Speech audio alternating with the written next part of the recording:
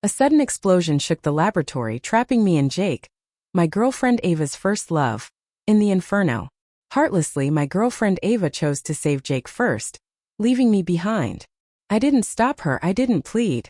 I let her abandon me in the raging flames because in my past life, after I revealed that I was the dean's son and used her career prospects to force her to save me, Jake had perished in that very fire. Later, she exploited my guilt to siphon off my family's assets before locking me in a lab and burning me alive. As I begged for mercy, she sneered, "Ryan, if you hadn't threatened me with your family's influence, would Jake have died so horribly? I'll make you suffer 100 times more than what Jake endured in that fire." When I opened my eyes again, I found myself back on the day I was trapped in the fire with Jake, the university hospital's heartthrob. A loud crash jolted me awake as a cabinet slammed down on me. Ignoring the searing pain, I tried to peer through the thick, choking smoke, which made me cough violently. My eyes stung shut, and a dull ache throbbed in my right leg. Instinctively, I raised my arms to shield myself, crying out, "No!" But my arms, which in my previous life had been charred almost to the bone, were unharmed. How could this be? Before I could comprehend it, frantic shouts reached my ears. "Jake! Jake! Are you okay?" That voice was so familiar. Then came Jake's weak reply from nearby. "Help me." I looked up in disbelief. Ava was kneeling beside Jake, desperately trying to move the table that pinned him down. Seeing them, I could barely catch my breath. Wait, hadn't Ava just locked me in the lab and burned me alive? The thought made me curl up, trembling uncontrollably. At the lab entrance, my colleague Max yelled desperately, "Ava, are you insane? Save Ryan first. He's your boyfriend." The scene was so vivid that I realized it wasn't a dream. I had been reborn, sent back to the day I was trapped in the fire with Jake. With a creak, Ava finally managed to move the table. Without so much as a glance in my direction, she helped Jake up and rushed towards the exit. I laughed bitterly. Wasn't this exactly like last time? I was her boyfriend, yet she only had eyes for Jake. Of course, Jake was handsome, a godlike figure at the university hospital, and rumored to be the young master of Sterling Medical. Even if Ava hadn't been in a relationship, she probably would have fallen for him long ago. I struggled to stand, but the cabinet held me down firmly. My lower leg was bleeding profusely from the glass shards and I couldn't move. Ava seemed to notice me only then, but there was no concern in her eyes, just annoyance. She frowned and said, "Jake is the only son of Sterling Medical. If anything happens to him, the whole hospital could go under. I'm doing this for the greater good. Your injuries aren't severe. I'll come back for you after I get Jake out." I laughed again. If I hadn't lived through this once before, I might have believed her greater good nonsense. Covered in blood. And yet she claimed my injuries were not severe. Max didn't hesitate and started to rush into the fire, but the colleagues behind him grabbed him tightly. "Max, calm down. The lab is full of flammable and explosive materials. It's too dangerous." They were right. In my memory, this lab would explode in about 15 minutes. Last time after I was rescued, I immediately urged everyone to leave, saving their lives. Ava had intended to go back for Jake, but seeing the escalating fire, she ultimately didn't re-enter. So how could I believe her promise to come back for me? Now I knew she wouldn't, but I didn't want to put the lives of those who truly cared about me at risk. I pushed myself up and shouted with all my might, "Max, don't come in. It's going to explode soon. Run." Hearing me yell explode, Ava paused and turned back, looking at me in disbelief. Her eyes were as cold as ice, as if she were looking at a stranger. "Ryan, I never realized you were so manipulative. The fire department will be here in half an hour to control it. What will our colleagues think of me if you say things like that? Can't you learn from Jake and be a little kinder?" Her sanctimonious act made me laugh scornfully. "When you were sleeping with me, you didn't call me manipulative, did you?" Jake tugged lightly at Ava's collar, his voice weak. "Ava, I feel sick." Ava instantly shifted her gaze from me to Jake. "Hang in there, Jake. I won't let anything happen to you." Then she supported him and left without a backward glance. I strained every muscle, pushing against the heavy cabinet. Excruciating pain shot through me, but compared to what I endured last time, this was nothing. Seeing Ava leave with Jake, Max slumped to the ground in disbelief. Ava, you're really out of your mind. The dean won't let you get away with this. Max was the only one at the hospital who knew my true identity, but his words only drew colder scorn from Ava. She laughed dismissively. The dean won't let me get away with it? Ridiculous. Jake is the only son of Sterling Medical. He's the one the dean can't afford to lose. I struggled out from the gap between the cabinet and the floor, tearing the wound on my leg wider. Blood soaked my clothes, but I didn't care. I had to survive. Time was running out. I yelled at Max, "Don't beg her. Just run." I could never forget the crazed look in Ava's eyes last time as she poured gasoline on me. There was no love left, only overwhelming hatred. Ignoring my pleas and our years together, she set me ablaze. I realized then that she blamed me entirely for Jake's death. She hated me with a passion. Before I could shake off the agonizing memory, Max charged back into the fire despite the danger. "Ryan, hold on." Smoke choked me, blurring my vision, but Max's figure stood out clearly against the flames. "You crazy fool. Get out." He ignored my angry shouts, gritting his teeth as he laboriously hauled half my weight, dragging me step by step towards the exit. The searing heat baked our skin. I saw a lock of his hair catch fire, sparks flying from the ends, but he seemed oblivious to the pain, just kept pulling me forward. Looking at his soot-blackened profile, a complex mix of emotions welled up inside me. I glanced at my watch with difficulty. Not much time left. If we didn't get out, we'd both die here. Taking a deep breath, I forced myself to stay alert and yelled, "Listen. When I count to 3, we dive out. Don't worry about me, understand?" Max answered without turning. "Yell all you want. I'm not letting go." A warmth spread through me. No more wasted words. I fixed my gaze on the lab doorway, our hope for survival. "Breathe and jump." I screamed with every ounce of strength I had, pulling Max with me as we lunged for the door. Boom! Almost simultaneously as we cleared the entrance, a deafening explosion erupted behind us. The massive shockwave threw me to the ground. My eardrums felt like they were about to burst. My vision went white. I couldn't see or hear anything, just endless ringing in my head. "Ryan! Ryan! How are you? Can you hear me?" After what felt like an eternity, Max's anxious voice finally broke through, faint and intermittent. I forced my eyes open. "I'm okay, just my leg." Max followed my gaze downwards. "It looks bad. Don't look. I'll wait here." He scrambled away. Soon Max returned with several colleagues carrying a stretcher. Seeing my leg, their faces changed. One male colleague gasped, "My God! How many stitches will that need?" My whole body ached as if it had been torn apart, but I remained conscious. Passing the emergency room, I saw Ava. She was gently holding Jake's shoulders, comforting him softly as if nothing had happened, as if she'd completely forgotten about me. A head nurse, who was usually friendly with me, examined my injuries, shaking her head sadly. "Ryan, what terrible luck. So many fractures. It might take a full year to recover." Her voice choked up. Luckily your right hand wasn't injured. After recovery, you can still perform surgery." I managed a weak smile, wanting to say something but too pained to speak. The head nurse lowered her voice, whispering conspiratorially, "That Jake. I hear he only has minor scrapes. Look how worried Dr. Ava is. Tsk. Hearing this, Max exploded, pointing at Ava.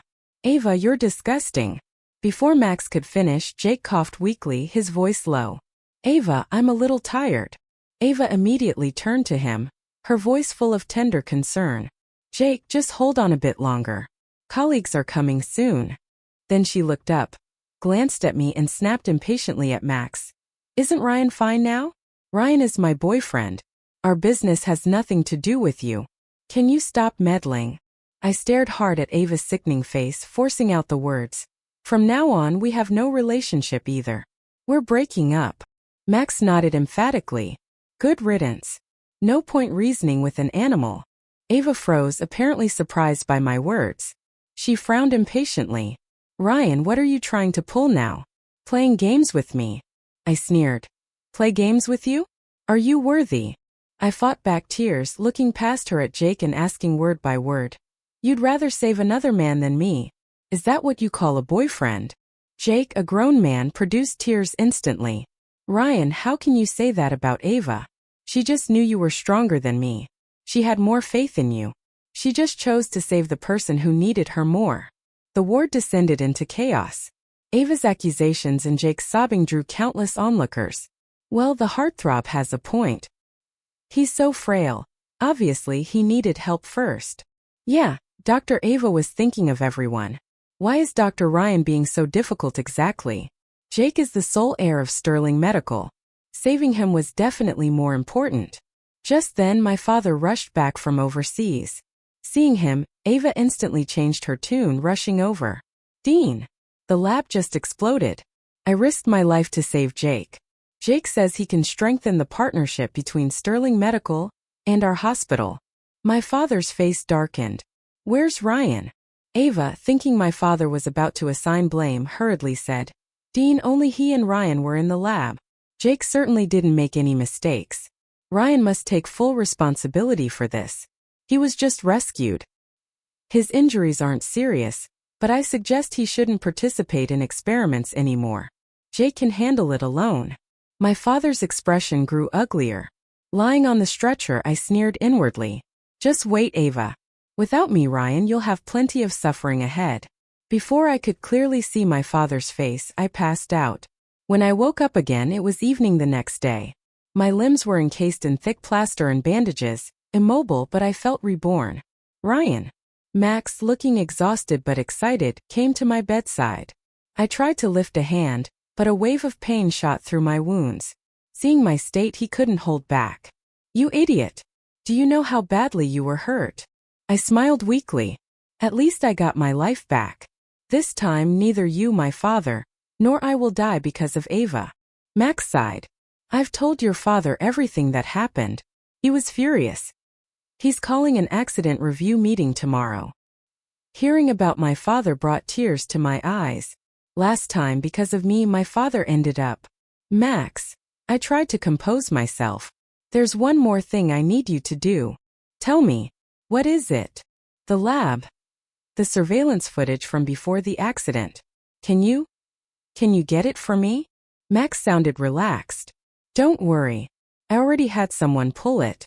There was a small hiccup, but don't worry, I handled it. I looked at him, overwhelmed with guilt. Last time, brainwashed by Ava, I thought Max was jealous and targeting me. I even had a huge fight with him, cutting off our friendship. I died without ever apologizing. Looking back now, I was blind, mistaking trash for treasure. Just as I was about to rest, Ava arrived, and behind her stood Jake, perfectly fine, not a hair out of place. He casually adjusted his collar, drawing glances from everyone around. Then look at me, trapped in plaster, unable to move. Max took a deep breath, mocking. The heartthrob looks completely unscathed, doesn't he? Ava ignored him, walking over and trying to take my hand. I recoiled in disgust. She didn't even think she was wrong. Actually, she smiled. Ryan, see? You're fine, aren't you? Jake said he'll strengthen the cooperation between Sterling Medical and our hospital. My promotion is looking good. Aren't you happy for me? I couldn't help but laugh coldly. Happy? I nearly died in that lab, and you want me to be happy? Jake sighed dramatically, his eyes darkening. I didn't expect you to be so selfish, willing to ruin Ava's future over such baseless jealousy. Honestly, I really looked down on you. I stared at him coldly. Do you know what a ruined future looks like? Let me tell you. From the moment Ava abandoned me, her future was gone. Ava pointed at me, her brow furrowed deeply. Ryan, Jake kindly came to see you, even wanted to apologize, and this is your attitude? Don't forget I'm your girlfriend. Instead of being grateful, you're cursing me. How much money can you make with your dead-end job? Everything I do is for our future. This woman disgusted me more and more. Suppressing my rage, I told Ava. Ava, don't forget we already broke up. Get out. The argument in the room grew loud, attracting gossip from outside. I say Dr. Ryan is fine now. Just let it go. What's more important than his girlfriend's career? If it were me, I'd endure a little hardship. After all, if Dr. Ava becomes successful, he'll benefit too. Max whirled around, pointing at the gawking crowd. Stop gossiping. That's not what happened. The dean is holding an accident review meeting tomorrow. When the truth comes out, we'll see who's embarrassed. Ava, who usually ignored Max, finally looked at him properly, frowning. What did you say? What accident review? Max crossed his arms, pointedly staring at Jake. Yes, how the lab accident happened. Some people know perfectly well. Hearing this, Jake visibly trembled, the color draining from his pale face, looking like he might faint. Ava quickly supported him, comforting him gently. Jake, don't be afraid. It's okay. I believe you. Jake leaned into her embrace, looking at her with deep affection. Ava, I trust you won't believe their nonsense, right? That day in the lab, I clearly warned Ryan. He paused deliberately, as if recalling something terrifying, and trembled again. I warned him to be careful, but he wouldn't listen. Said I was meddling. Then the explosion happened. I really tried my best. I really wanted to save him. The crowd outside, quiet for a moment, started condemning me again upon hearing Jake. So, it was Dr. Ryan's operational error that caused the explosion. No wonder Dr. Ava didn't save him. After all, Jake was innocent. Ava, seeing Jake's fragile state, grew even more protective. Her anger flaring, she spun around, pointing at my nose. Ryan, you refuse to admit your mistake and still think you're right. If you apologize to Jake now, I can put in a good word for you at tomorrow's meeting so you don't. Max and I exchanged a look and smiled. I cut her off. If you two kneel and apologize to me right now, maybe I'll show you some mercy at the meeting. Jake gave a faint, ambiguous smile. Ryan, I'm doing this for your own good. Why won't you accept it? I didn't want to deal with them anymore, and pressed the nurse call button. The head nurse quickly pushed through the crowd. What's wrong? I pointed at Ava and Jake. I recall Dr. Ava and Dr. Jake aren't assigned to this department, are they? Why are they neglecting their duties like this? The head nurse, already disliking Ava, said coldly, Dr. Ava, please don't disturb Dr. Ryan here. He just underwent surgery all night.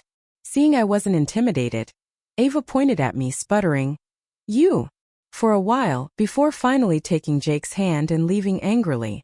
Max watched me for a long time. I think you've changed.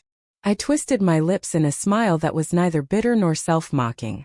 Dying once makes you see clearly whether someone like Ava is human or a dog. A rather costly epiphany. After dealing with urgent matters, my father came to my room. His eyes were bloodshot, stubble on his chin, and his face was etched with worry and fatigue. Ryan, how did? I was only abroad for a short while. How did? He choked up, unable to continue. His trembling hand gently touched the gauze on my face, full of heartache. Looking at my father, who seemed to have aged considerably, I couldn't hold back my tears either. Last time, because I wrongly trusted Ava, the hospital my family built over decades ended up in others' hands. All assets were gone. My father couldn't handle the blow, fell ill, and passed away soon after. And Ava, stepping over the ruins of my family, rose to become a new star in the medical field. Thankfully, this time he was still alive. I grasped his hand back, sobbing. Max probably told you everything about the lab explosion. But that was the lab you gave me, Dad. How could I not cherish it? It definitely wasn't my fault. My father's voice was low and hoarse, filled with suppressed anger. Ryan, don't worry. Whether he's really the sole heir of Sterling Medical or not, Dad isn't afraid. I won't let you take the blame for nothing. The next morning, Max pushed me in a wheelchair to the meeting. It felt less like a meeting and more like a denunciation session. Ava and Jake sat opposite me, each looking more aggrieved than the other, as if I were the villain. The conference room was filled with hospital executives. My father sat at the head, his face grim.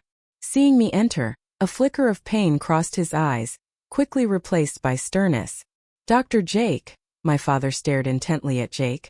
Only you and Dr. Ryan were in the lab at the time. You claim it was Dr. Ryan's operational error. Jake trembled, looking frightened. Dean, it's absolutely true. I did warn Dr. Ryan, warned him. My father slammed the table, startling Jake so badly he nearly fell off his chair. Do you know the consequences of lying? Ava frowned and immediately stood up to defend her heartthrob. Dean, why are you so certain Dr. Jake is lying? My father shot her a cold glance. It's not your turn to speak here. Ava fell silent, sitting back down awkwardly. Though somewhat known in the hospital, She wouldn't dare defy my father. Jake's eyes reddened, looking pitiful. Dean, how could I joke with the Sterling name? The room erupted. The previously drowsy executives suddenly perked up, whispering amongst themselves. He really is the Sterling medical heir. Sterling Medical is our biggest partner. If we offend him, maybe we should just smooth this over. Yeah, nobody died. Just give Dr. Ryan a reprimand and let it go. My father turned pale with anger, pointing at the whispering executives. Are you saying that because Dr. Jake is the son of some partner company and innocent, Dr. Ryan should bear all responsibility? I looked at the group feeling a chill. For their own benefit, they were ready to throw me under the bus. The executives exchanged uneasy glances, avoiding eye contact. My father's face was darker than charcoal. With a sharp wave of his hand, Max understood immediately and turned on the large screen in the conference room. A high-definition image filled the screen. Surveillance footage from the lab just before the incident. Jake's face instantly turned deathly white. His lips trembled, and he shook his head repeatedly. Impossible. This is impossible. Isn't installing surveillance in labs strictly forbidden? My father glanced at him coldly. This lab was a personal gift to my son. Do I need your permission to install whatever I want? Ava turned to me shocked. What? I remained expressionless, stating coldly. Max told you. The air seemed to freeze for seconds, utterly silent until someone nervously stammered. Dean, are you saying Ryan? Ryan is your son. Max ignored them, continuing to operate the mouse and playing the footage on screen. I was in my lab coat and mask, methodically conducting the experiment. Everything was normal. Suddenly, the container in front of me spontaneously ignited.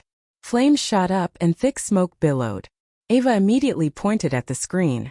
See right there. Ryan, you must have made a mistake. But don't worry, I can take the punishment for you. Jake visibly relaxed, tears welling up again, looking helpless. I really didn't want to embarrass Ryan like this. It's all my fault. If only I'd warned him sooner. My father slammed the table again, making Jake flinch. But the spineless executives, already intimidated by Jake's act and the Sterling name, bowed their heads. Dean, since it's like this, maybe just let it go. One is the Sterling medical heir, the other is your son. Making a big deal won't benefit anyone. I admit, for a fleeting moment I doubted myself. But the doubt lasted only seconds. After all, I'd done this experiment hundreds of times. I could do it blindfolded. Plus, my project didn't even involve flammable materials. Even if I'd made a mistake, it couldn't have caused spontaneous combustion. Max gave me a reassuring look, a slight smile playing on his lips. Executives, you only saw Ryan's container ignite, but did you see what he was actually doing? True, instruments blocked the view of my hands. The footage only showed my upper body. But Max suddenly zoomed in on the glass cabinet behind my workstation. The enlarged image clearly showed Jake sneaking up to my station, and, while I wasn't looking, furtively pouring an unknown reagent from a bottle into my container. The entire action took only seconds. My fists clenched, fury burning inside me. Jake, my father pointed at Jake. What else do you have to say? Jake suddenly turned pale and collapsed to the floor. This must be a misunderstanding. No, it's Max. You maliciously edited this video, didn't you? Just then, my father spoke briefly into his phone, and the conference room doors were violently pushed open. My father's assistant entered, face grim, followed by a stern-looking, elegantly dressed woman. The woman's sharp eyes swept the room, finally settling on Jake. Mr. Jake, the heir to our Sterling Medical? Emma Sterling. The executives shot to their feet, trembling, looking towards my father.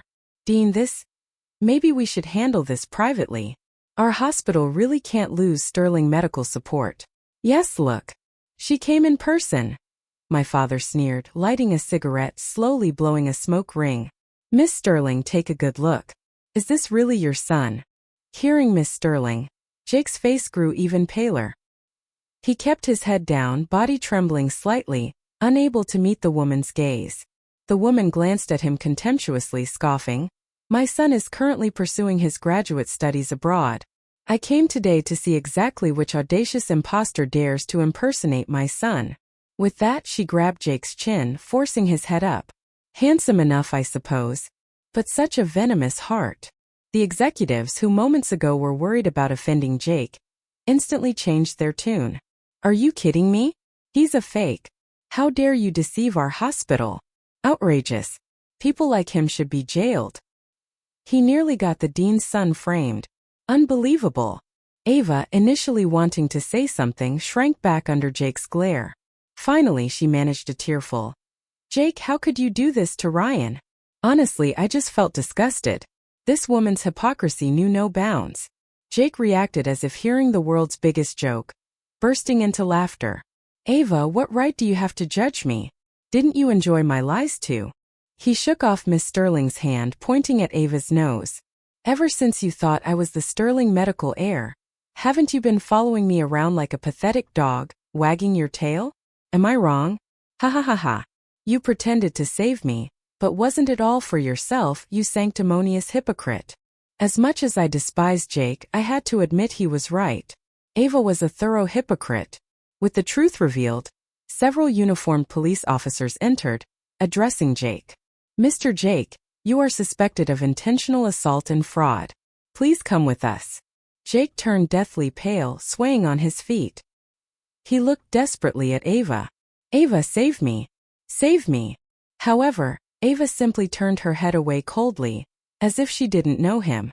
Jake collapsed completely like a wilted flower. After Jake was taken away by the police, the people in the conference room dispersed quickly, leaving only Max, me, and Ava, who stood there like a wooden post. "Ryan, I'm sorry. I was just deceived by Jake too." Ava suddenly rushed towards me, face full of remorse, as if the cold observer from moments ago wasn't her. "Believe me, I love you." "So disgusting. Look at yourself." Max shoved her away, dusting off his hands as if he'd touched something filthy. I looked at Ava coldly, a mocking curve on my lips. Jake needed a dog. Jake's case went to court quickly. He was eventually sentenced to a year in prison and had his medical license revoked. But he was released early for good behavior. Ava was fired by my father, and no other hospital dared hire her. Once a rising doctor, she became a pariah. A year later, my body had mostly recovered. With my father's permission, I returned to work at the hospital. Unexpectedly, on my first day back, I saw Ava again. She wore a baseball cap and mask, sneaking into the hospital furtively. Max wrinkled his nose in disgust. "Does she really think dressing like that makes her unrecognizable? Didn't you know she caught that disease? TSK. Our hospital is top-notch in treating it, so she has to come here. Serves her right." I couldn't help but sneer. That disease certainly suits her. Leaving work that evening, as I reached the parking lot, Ava suddenly appeared in front of me. I yelped instinctively. She quickly tried to steady me, but I flinched away. She rubbed her head, smiling awkwardly. "I heard from the nurses you were back today, so..."